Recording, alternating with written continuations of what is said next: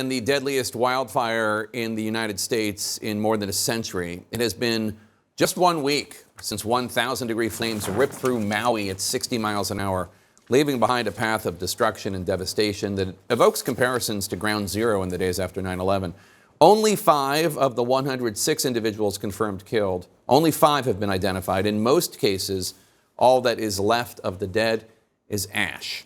Officials still do not know exactly how many residents of Maui are missing, and since just a third of the scorched area has been searched, only a third, the death toll is almost certain to climb, authorities say. But today, some relief for frustrated residents of Maui. The key Lahaina bypass road reopened to residents and to responders. This will allow aid to flow into disaster-stricken areas. CNN's Bill Weir is on the island of Maui for us. And Bill, 1 week later, the fire risk is not even completely gone yet. That's true, Jake. Even around Lahaina, there's still some hot spots. I'm going to show you the hot spots up in the upcountry Kula fire in a moment. And we also actually spent some time with family who are sort of in this limbo now after giving DNA and fearing the worst about someone they love so much. So there's that part of the story as they're worried about. But then we actually found men trying to put out hot spots with bottled water up in the high country. Here's a look. With an upcountry fire only 60% contained, Maui's fire department stretched painfully thin, and winds kicking up once again, some residents around Kula are using sprinklers and hope to protect their homes. Whoa, careful, careful. And I met volunteer first responders trying to knock down hot spots with bottled water. Oh man, you can feel the heat. There's a smoldering pit over there.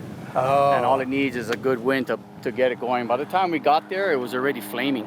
Really? Yeah, it started off with just a little smoke, and then we said, okay, let's get some water, haul it over there.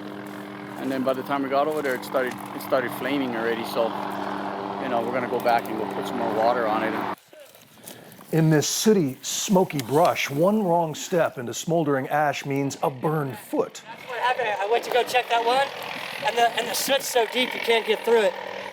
But they stay at it until they're spotted by a helicopter dropping water scooped from swimming pools, and they finally get the help they need. And they wonder why more skilled firefighters aren't being brought over from Oahu. My mind is blown right now. Really? I don't even know what's going on. How is this even happening like this? This whole road should be blocked off. We should be blocked off right now, and the firemen should just be all here, hands on deck. Yeah. I mean, obviously you keep people on Oahu, but they have enough personnel. Yeah. Just pay them overtime. I stayed up till 2 in the morning watching because I knew the gas station was going off and the propane tanks and, my favorite store that I used to go get for gardening supplies, it's gone. And the people that lost their homes, I was watching that. Brenda Kiau's 83-year-old mother-in-law was in her Lahaina home on the day of the firestorm, and her husband was among the first to provide a DNA sample. So now they are in grieving limbo. Has he accepted the idea that she's gone? Does he have to get confirmation before he can? I mean, the truth about it, we accepted it on the day that we saw that there's no house. But you never give up hope. So it's both. When he needs to talk, I just check on him. We check in on each other. We say, how are you doing? Mentally, spiritually, physically, emotionally, and we take time after each to check and answer. And my husband was saying, oh, I'm okay. And I told him, no, you're not. And if people ask you, are you okay? No, you're not. The word is, I'm concerned. So much concern on so many levels. We actually have updated numbers from the Kula fire, now 75% contained, so a little bit of good news, but still smoldering up there. Jake? What passes for good news on the island of Maui. Bill, CNN is learning that the warning siren alert system on Maui was tested just days before the fires broke out, but apparently they did not go off, or officials saying why they didn't. We're hearing conflicting stories from the governor, who at one point said some were immobilized. Yesterday he said some were broken.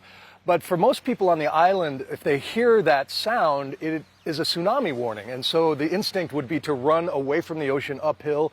which in this case would have been more hazardous. But a lot of locals say this was a time to actually reevaluate that warning system and have plans, have rallying points given a siren. Right now they're flying planes over, making announcements. They probably couldn't have done that in those high winds last week. Right now, and there was also a text message alert that some people say they got and others didn't. So all part of this ongoing investigation into what happened. All right, Bill Weir on the island of Maui, thank you so much. Additional mortuary, victim identification, and cadaver dog teams arrive on the island to the hardest hit areas. FEMA head Deanne Criswell returned from Maui and reported back to President Biden earlier today. Take a listen. This is more than just the visual impact of what we're seeing on television, more than the visual impact of the burned landscape. It's the level of devastation from this fire and the feeling of loss from such a culturally rich community. Criswell will be back on Maui on Monday alongside the President and First Lady. Joining us now to discuss, Claudia Rapcook. She's the spokesperson for Hawaii's Emergency Management Agency. Thanks for joining us. What is the most pressing need right now for survivors on Maui at this hour? First of all, thank you, Jake. Our goal right now is to get people displaced by the fire into stable housing environments. That is by far our most critical need right now for those who are trying to process all that has happened to them over the past week. At the moment, we've identified 2,000 housing units. They're available for this effort. That includes vacation rentals that are going to be made available to host victims, as well as hotel rooms. So at the moment, we've got more than 100 families that have already been placed, and we are in the process of trying to find housing for these people who need stable, safe housing, so that they can only then begin to process what's happened to them. FEMA Administrator Criswell said she does not expect the search for those who were killed by this horrific event to be completely over by the time President Biden arrives on the island on Monday. What is your assessment on the timeline? At the moment, there is no specific timeline. We are so grateful to FEMA and for their resources. We do have more than 40 canine teams that have been arriving on island, and my understanding is there's more to come. We've got hundreds of search and rescue personnel that are going through the burned areas. This is going to take time, and so at the moment, it's a very careful, very respectful process. We have to do this with compassion. The devastation is beyond comprehension for most of us. And so it is something that is being done very carefully, being very respectful to all of those involved and to those specifically who have lost their lives in this, unfortunately. So time right now will tell, but at the moment we don't have a specific time frame in terms of how long it's going to take the recovery and search and recovery process. It's always a push and pull when it comes to any president visiting a disaster area. They don't want to divert resources, but they also want to go and make sure everything is working as best it can. Are you worried at all that resources might be diverted from search teams or survivors when President Biden arrives on Monday? You know, we're very conscious of the fact that there is a crisis that we are responding to, and it is a very active situation right now, and it's very fluid.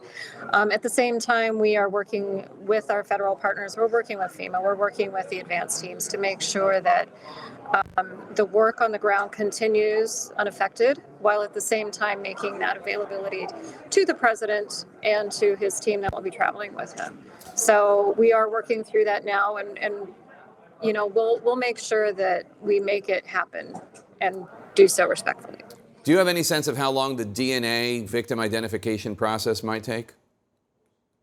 You know, that's another question that's too hard to say. We do have a number of experts in the field, unfortunately, that have a lot of experience in this kind of work. So we have DNA experts, we've got anthropologists that have been coming in, people with experience from these types of situations from around the world. And so it is something that is definitely a priority, but there again, in terms of time frame, it's too difficult to say for sure. Hawaii has one of the best alert systems in the United States. Today, CNN found out that the siren system had been tested and most were working fine. This was just days before the fire, but the sirens were never activated when the disaster actually came. Now the Attorney General there on the island or in Hawaii, is investigating. Do you have any inkling as to what happened? Not at this time. As you said, the Attorney General is conducting a comprehensive review of that critical decision making that happened and the policies leading up to, before, during, and after the wildfires. And so that process will unfold. The question will be answered in time, but right now it's still a very active, dynamic situation. Claudia Rabchuk, thank you so much for your time. Really appreciate it. And as victims of this wildfire try to figure out their next steps, you can help. Head to CNN.com/impact, CNN.com/impact for options, vetted options that you can donate to. You can also text the word Hawaii, HAWAII, to this number, 707070.